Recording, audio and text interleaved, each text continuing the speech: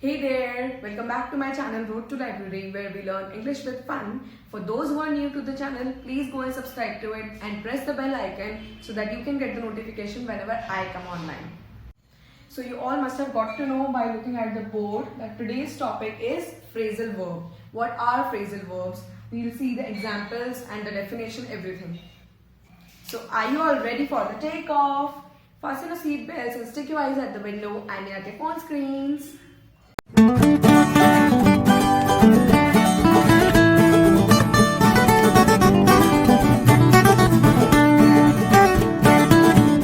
So what do you mean by phrasal verb? A phrasal verb is a two-word verb or a phrase which consists of a verb, preposition or adverb. Are you getting it?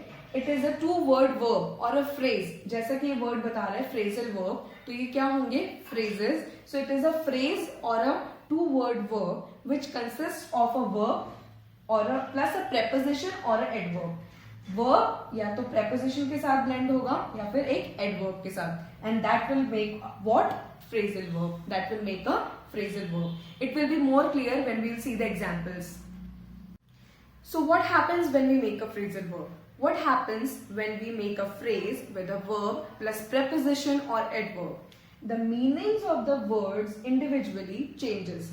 Meaning जो होते हैं words के, जब हमने नहीं बनाया है तब अलग होते हैं, और जब हमने एक phrasal verb में convert कर दिया है verb को और preposition या adverb को, तो उन दोनों के meaning completely change हो जाते हैं.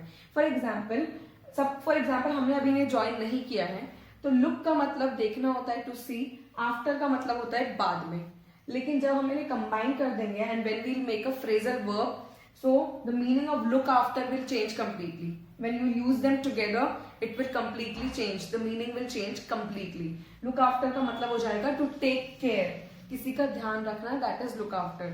For example, always look after your parents. आपको हमेशा अपने parents का ध्यान रखना चाहिए, उनकी देखभाल करनी चाहिए, उनकी take care करनी चाहिए. तो क्या हुआ, जैसे ही हमने phrasal verb बना दिया इन दोनों words का, तो इन दोनों words का meaning change हो गया, completely change हो गया. Look का meaning अलग था पहले, after का अलग था, अब इन दोनों का meaning अलग है.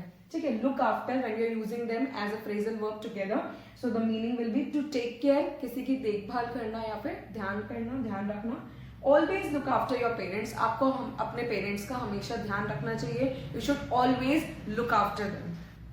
So next phrasal verb is pay attention. Pay attention का मतलब है ध्यान देना, to focus, to give your head, to give your brain to something. किसी चीज पे ध्यान लगाना, किसी चीज पे ध्यान देना. For example, pay attention when I am teaching. जब मैं पढ़ा रही हूँ तो ध्यान से सुनो, देखो, ध्यान दो. Pay attention. When I am teaching, जब मैं पढ़ा रही हूँ तो ध्यान दो, pay attention. So pay attention is a phrasal verb meaning focus or give your head to paying attention. किसी चीज को attention देना, वहाँ पे ध्यान देना. Pay attention when I am teaching. Next one is keep up. To keep up means to continue with. up to date रहना, किसी चीज को कंटिन्यू करना या जारी रखना, that is keep up. Girls keep up with the latest fashion. Girls continue करती हैं या गर्ल्स अप टू डेट रहती हैं लेटेस्ट फैशन के साथ. So to keep up means to continue with, जारी रखना या अप टू डेट रहना. Next verb is let down. Meaning of let down is to disappoint. किसी को निराश करना या फिर डिसअपॉइंट करना, किसी को शर्मिंदा करना, that is to disappoint. Let down. Never let down your parents. कभी उन्हें शर्मिंदा मत करो, उन्हें let down मत करो. Never disappoint them. Okay. So to disappoint, meaning of let down, that is a phrasal verb. Example: never let down your parents. Next verb that we have with us is wipe out. Meaning of wipe out is to destroy or erase. Hindi में हम ऐसे कह सकते हैं किसी भी चीज को मिटा देना, गायब कर देना या उसे खत्म कर देना. मिटा देना, erase करना या खत्म कर देना, destroy करना. For example, you can never wipe out the past. आप अपना बीता हुआ कल, आप अपना पास्ट कभी भी चेंज या फिर इरेज नहीं कर सकते, आप उसे मिटा नहीं सकते. That is a truth. ठीक है, you can never wipe out the past. आप उसे कभी मिटा नहीं सकते, कभी बदल नहीं सकते, उसमें कोई चेंजेस नहीं कर सकते. You can never erase it, you can never wipe out. Next phrasal verb is put on. Meaning of this is to wear, पहन लेना. आपने कभी बोला भी होगा, यूज किया होगा, जैसे put on your shoes, put on your jacket, put on your clothes, अपने कपड़े पहन लो. पुट ऑन योर शूज, अपने शूज पहन लो. Example: Why don't you put on your jacket? तुम अपनी जैकेट क्यों नहीं पहन लेते? Why don't you put on your jacket? मतलब तुम अपनी जैकेट क्यों नहीं पहन लेते? That is a phrasal verb put on, to wear. It can be used for shoes also. It can be used anything that we can wear. Next is cut off. Cut off means to remove or isolate. इसको हिंदी में कह सकते हैं किसी भी से भी रिश्ते तोड़ लेना या उनसे बातचीत बंद कर देना, उनसे बिल्कुल मिलना जुलना बंद कर देना. That is cut off. Okay. Example: They will cut off from me after this deed. इस काम के बाद या इस कार्य के बाद में वो मुझसे कट ऑफ कर लेंगे. किसी ने किसी से कहा They will cut off from me after this deed, मतलब इस काम के बाद हो सकता है कि वो मुझसे आइसोलेशन कर ले या फिर मुझसे बात करना बंद कर दे, मुझसे कंप्लीटली कट ऑफ कर ले, मुझसे मिलना जुलना बंद कर दे. So cut off is a phrasal verb meaning to isolate और टू रिमूव, यानी कि किसी से बात बंद कर देना, रिश्ते नाते तोड़ लेना. Next one is stick to. Stick to means to continue और टू परसिस्ट. किसी भी चीज के साथ कंटिन्यू करना, उसे चेंज नहीं करना.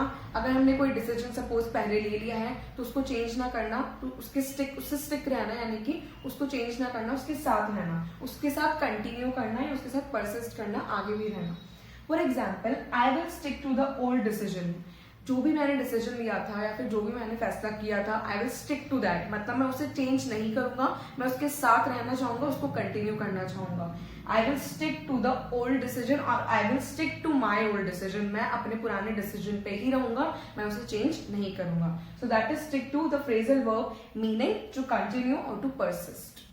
Now the next and the last one is stand by. To stand by means to remain loyal or faithful to someone. किसी के साथ खड़े रहना. Okay.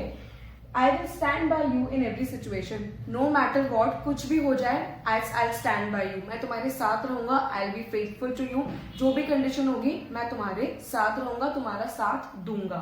I will stand by you in every situation. हर मुसीबत में, हर situation में I will stand by you. मैं तुम्हारे साथ रहूंगा. I will remain loyal and faithful. So now you have landed successfully. I hope you had a safe flight. So here I end up with today's video. We'll be meeting in the next video with some fun and refreshing topic. Till then, take care. Bye bye.